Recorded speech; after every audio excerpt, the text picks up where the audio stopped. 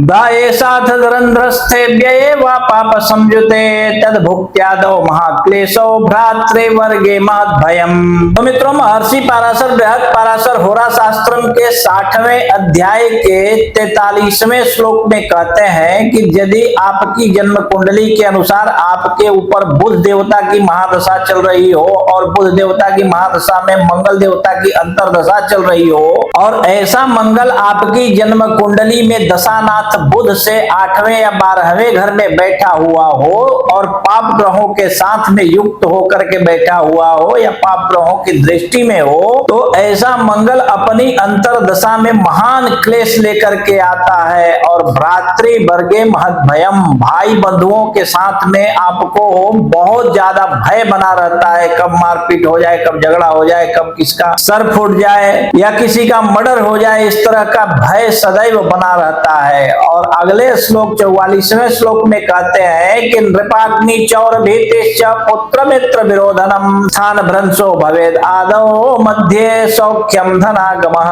कहते हैं कि राजा से भी भय बना रहता है, चोरों से भी भय बना रहता है और अग्नि से भी भय बना रहता है। अग्नि से जल करके या आग लग करके जल जाने का खतरा भी बना रहता है आपके ऊपर। और कहते हैं पुत्र मित्र विरोधनम, पुत्र से भी विरोध होने लगता है और मित्र से भी आपका विरोध जो है, कोई मित्र नहीं रह जाता है, जो कोई रहता भी है तो उसके साथ आपका विरोध होना शुरू हो जाता है अथवा आपके मित्र ही आपका विरोध करने लगते हैं। और कहते हैं कि स्थान भ्रंशो भवेद आदौ, स्थान भ्रंश होने लगता है अर्थात आप जहाँ रहते हैं आपका घर छूट जाए या किसी भी तरह से छुड़ा दिया जाए। शुरुआती काल में ऐसा होता है कि आपको अपना घर भी छोड़ करके जाना पड़ सकता है, परंतु मध्य सौख्यम धनागमः, बीच के समय में कहते हैं कि बहुत ज्यादा सुख की प्राप्ति होती है और धन का आगमन भी आपके घर पर होने लगता है। 45वें श्लोक में कहते हैं कि अंते तु राजभीते स्यात् स्थान भ्रंशो यथापि वा वेते अद्युननाथे तु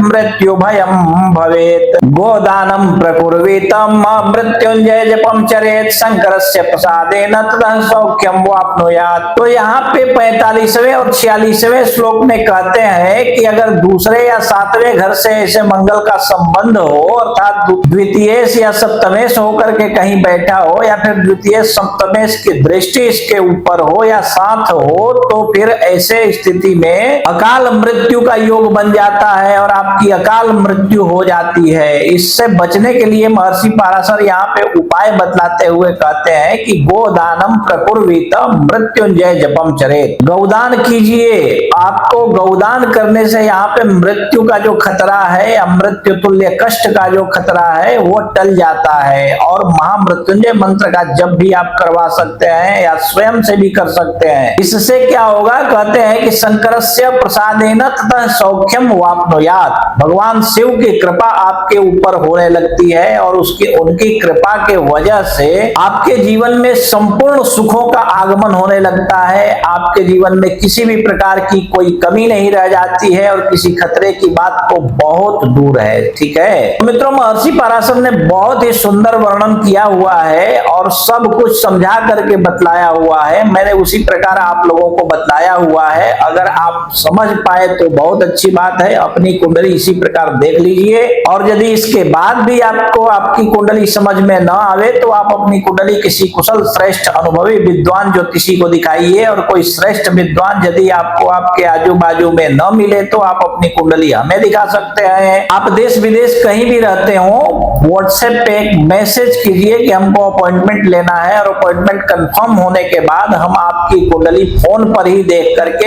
एक एक बात विस्तार पूर्वक समझाकर बतला देंगे। ठीक है।